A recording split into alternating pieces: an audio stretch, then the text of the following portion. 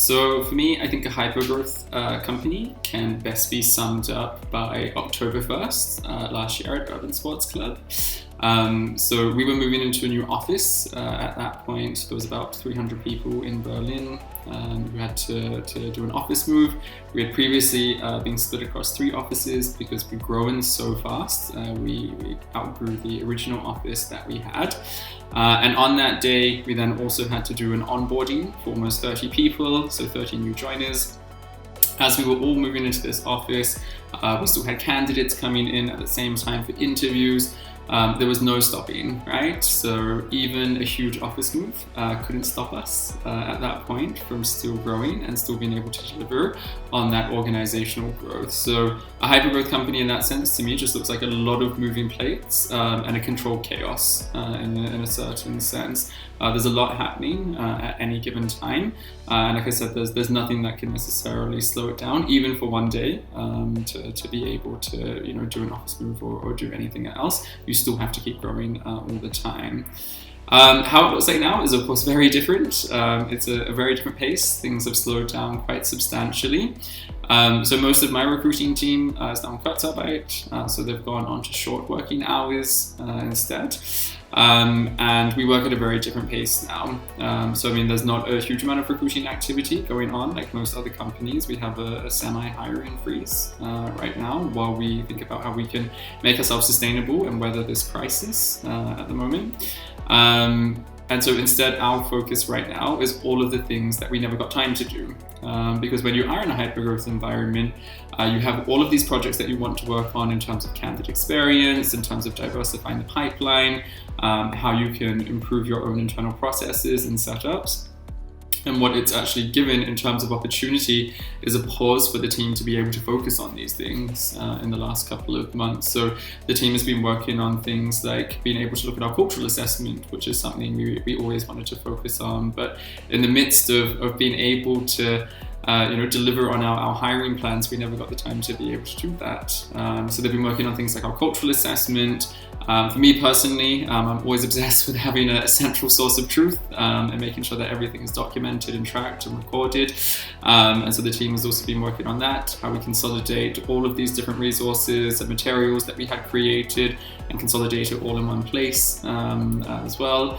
Also looking at other things, like I said, like diversifying that pipeline in the future. How is it that we can make ourselves more neuro-inclusive? How is it that we can make ourselves more inclusive to people with different educational backgrounds as well? So really setting up a lot of the building blocks for when things do go back to normal. I think that's also really important as well, is that in these uncertain times, is to still work towards the best case scenario that growth will eventually pick up again, and we will be working towards maybe not similar hiring plans to what we had before, but definitely a pickup of hiring plans.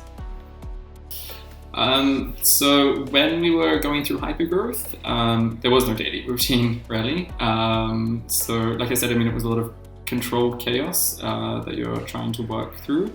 So for the recruiters, each of them was sort of doing somewhere between 6 to 7 interviews per day, while still trying to fit in things like hiring kickoffs, feedback alignment meetings, their own sourcing as well. And they were all just trying to manage their time the best that they could, because when you're onboarding somewhere between 30 to 40 people each month, everybody really kind of has a standalone role and really takes charge of their own time. So there was no routine, even though we sort of had our weekly check-ins, our monthly team meetings with the entire international team. Everybody really managed their own time, and I think one of the things that I've really learned over the last couple of months is that if we ever do get back to that scenario again, is that I need to be much more empathetic as a recruiting leader to the fact that people have their own time management style and the pressure that they're under, because what we have now is we do have a daily routine with the team where we have a check-in and a virtual stand-up each morning, and it really has being kind of the pillar of our managing and riding the wave of this crisis that we're going through at the moment. And if you think about it, or if you look back on it, weathering hypergrowth is as emotionally grueling as weathering a pandemic in some ways. It's really is the extreme sport of recruiting is building in a hypergrowth organization. And so I think having those daily routines and having those pillars, if we ever got back to that situation again, would be really crucial to the team's success. Because like I said, it's really helped us weather this storm, is having that connectivity with each other, seeing what everyone else is doing, making sure that there's regular check-ins with one another, and really listening and hearing each other in terms of what people's concerns are and how people are feeling. And when you're also in a stressful situation, like a hypergrowth environment, I'm certain that those daily routines and daily pillars would be just as helpful as what they are now. So in terms of biggest challenges, there are many, of course, in any growing organization. But I think one of the biggest challenges that I've seen in the hypergrowth companies that I've worked for is definitely HR and recruiting being at the heart of a lot of quite emotional change management processes. In most other organizations, traditional or mature organizations, I should say, a lot of people work for a company and then will outgrow the company over a period of years. In hypergrowth organizations where things are changing so rapidly and the company shifts on a daily, weekly, monthly basis, the company outgrows people instead. People just by nature can't keep up with the change and can't always adapt. And so that often then means that there's a lot of changes to the leadership structure, there's a lot of changes to team structure, and HR and recruiting really are at the heart of those change management processes. I think what you also see as well is that when you are hiring so many people at volume, and particularly as your company becomes more successful in terms of funding rounds and so on, it allows you to unlock a new batch of talent that you weren't able to previously access, which is great for the output of the organization and the production of the organization as well. But internally, it can sometimes create, I think, a little bit of a culture clash because you have two mindsets. Those who are kind of more that startup mindset where it's a bit scrappy, everybody does a little bit of everything, and then more of the professional mindset where let's take a focus area and take an area of expertise instead. Both have their benefits as well.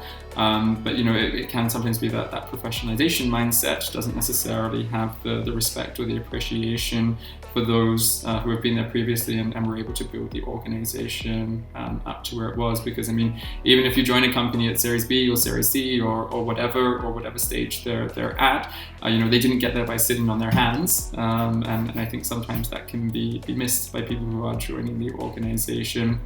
And so I think from a recruiting perspective, of course, empathy is always key, and it can be a little bit of a buzzword now, and I think it sometimes gets thrown around without any weight behind it now.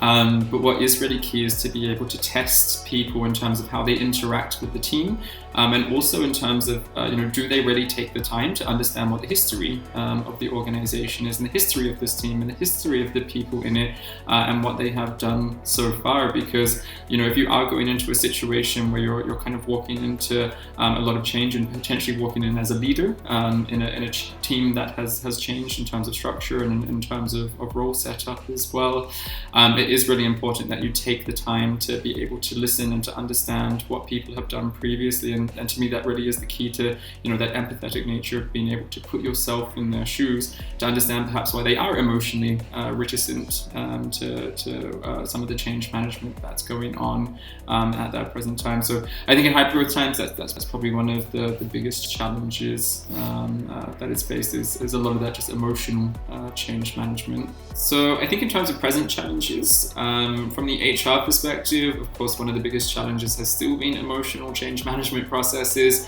When you go through right sizing the organization, that's of course difficult for a lot of people who are affected, and also for the teams that have been or seen their colleagues be affected by that as well. And I think our HR business partner team did an absolutely extraordinary job in terms of creating the right resources and tools and conversation points for leaders to then be able to facilitate those conversations and facilitate that change management with people who were affected and people who were staying in their team as well.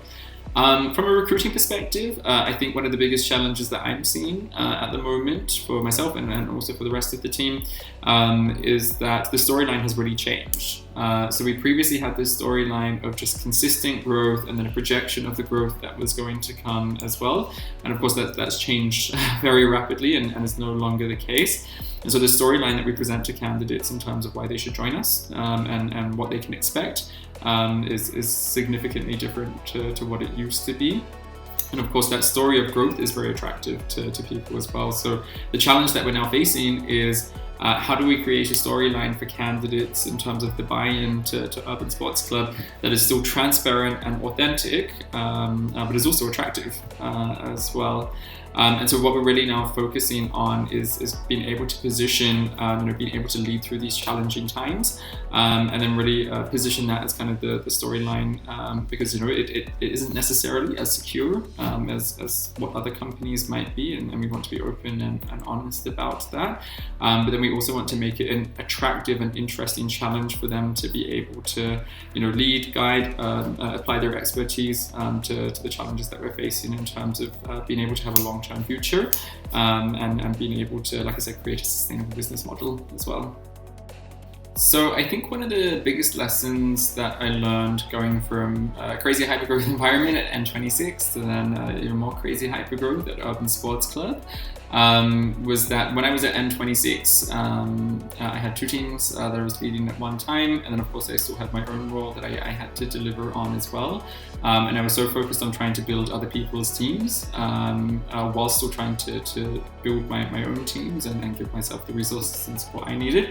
But I didn't prioritize it enough because of course I wanted to be able to deliver on what the business needed and what other leaders were asking for as well. And so getting to Urban Sports Club, one of the things that I was very clear about from the beginning was to actually focus on my own team and prioritize that before then starting to focus on other teams. Because I think in any company that's experiencing significant organizational growth, recruiting really sits at the heart of that, and that means that the spotlight is on you a lot of the time. And if you really don't have the basics right, and then you also don't have the right resources and the right capacity to be able to deliver on what's needed, then that spotlight becomes way more intense, not just for you, but also for your team members as well. So it does mean that you have to be open with other leaders around the business that, there is going to be this short period of pain where you really have to prioritize what is crucial and what is nice to have, which can then be focused on later, while the recruiting team really gets their ducks in a row. So I think being open and honest about that and prioritizing your team first and having the boldness to do that is really crucial to the success of a recruiting team on a long-term perspective. So while we were going through hypergrowth, I think our cultural check and our cultural assessment that we did while we were recruiting was still quite gut feeling based. That's okay though. I think any kind of cultural assessment by nature is subjective. I think it's good to find kind of a healthy mix between data and facts and also what your intuition is as well. But the way that we had set it up was that it was very much a team assessment, and the focus would be that anybody who went in and did that kind of cultural check would focus on really, can this person get behind our mission to inspire people to lead a healthy and active life? And since the pandemic, since Corona happened, it really has given us a second chance to be able to write that and make it a little bit more objective and a little bit more structured.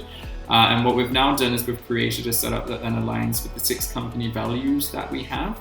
And so recruiters now work with hiring managers in each recruiting process to understand what are the 3 key values that you believe are successful to this, the person coming into this role, would make them successful and set them up for success.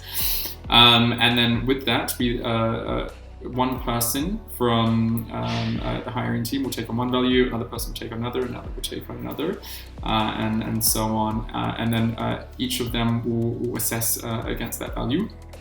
Alongside also their technical or their kind of operational assessment as well.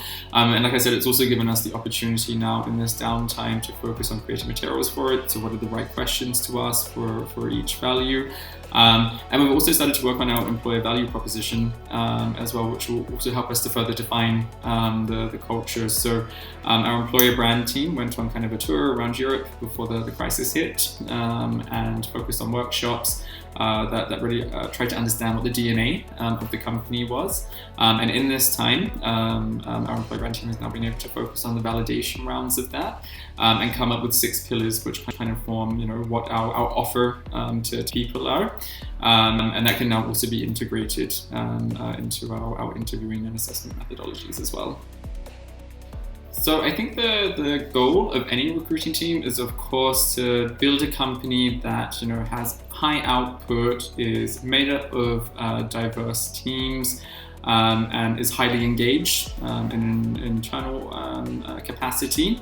But I think also one of the really key goal should, for any recruiting team, should be to create a company that is sustainable for the future as well. So I don't think this is even specific to Urban Sports Club, but I think it's relevant to any company that's in startup, scale up, or any particular stage. Is that in the future, the hiring plan and the recruiting strategy really will, I think, shift to more of a scrutinizing role. So is this 100% necessary, what we're hiring for? Is this absolutely needed, or is it a nice to have? Because I think what we've seen from this crisis that has happened recently, and of course nobody could have predicted the severity of it, and nobody could have predicted the depth of what would happen here.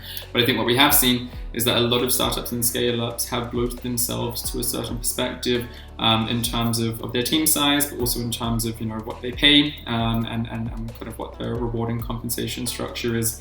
So again, I think there really will be this shift from the recruiting teams, that it will take more of a focus in terms of scrutinizing what is 100% necessary to have, and also scrutinizing what the reward and compensation structure is. Do you have the right salary bands and the right reward and compensation structure in place that is fair, but then is also not inflating salaries or inflating reward and compensation.